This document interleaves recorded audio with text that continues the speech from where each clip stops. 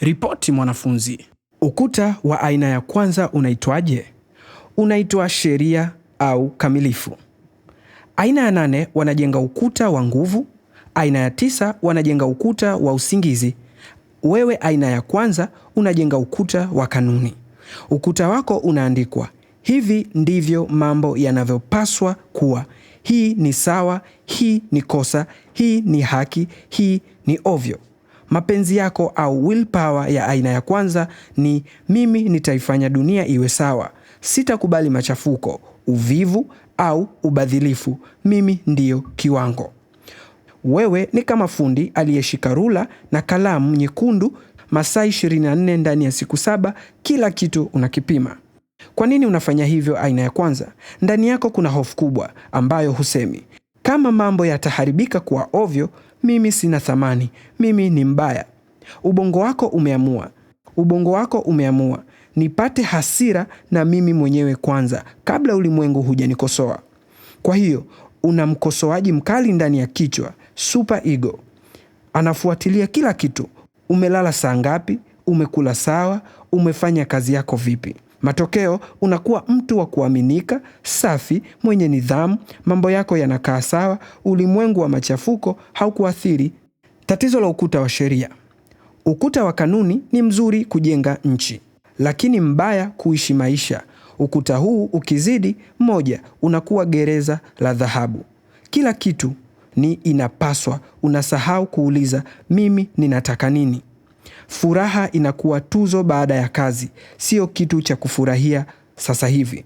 2, unachoka kuhukumu. Kujihukumu wewe mwenyewe, kijumlisha kuhukumu ulimwengu kila sekunde, kuna maliza nguvu. Ndio maana aina ya kwanza wengi wanapata maumivu ya mgongo, kichwa na hasira iliyofichika. 3, unapoteza nzuri ya kutosha. Kwa aina ya kwanza, kitu kizuri 90%, bado kosa 10%. Huwezi kupumzika kwa sababu daima kuna kitu cha kurekebisha. Maisha yako yanakuwa orodha ya to-do list isiyoisha.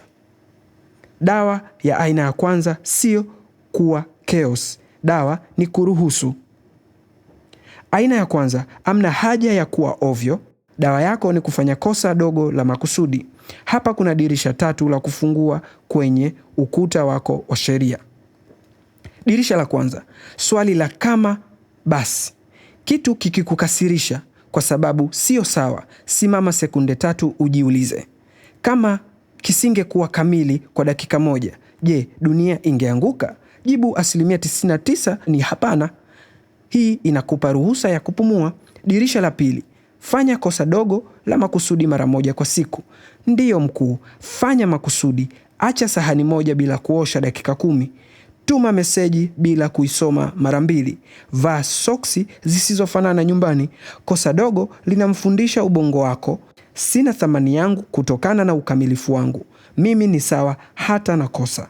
Dirisha la 3, tafuta nzuri ya kutosha. Kabla ya kulala, badala ya kufikiria makosa 10 ya leo, tafuta kitu kimoja tu ulichofanya kizuri cha kutosha. Si kamilifu, kizuri cha kutosha. Hii inamfundisha mkosoaji wako wa ndani kupunguza sauti.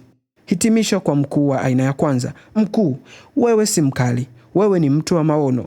Dunia inakuhitaji wewe aina ya kwanza, mwenye kuona kile kisichofaa, kurekebisha, kujenga mifumo, kusimamia haki.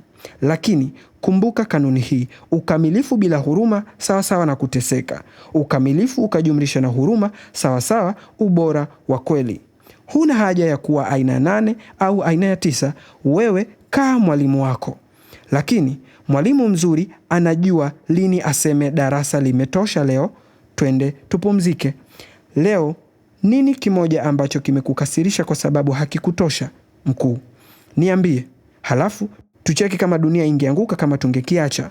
Wewe si mlinzi wa ubora, lakini usisahau kulinda na amani yako mwenyewe. Ripoti imekabidhiwa.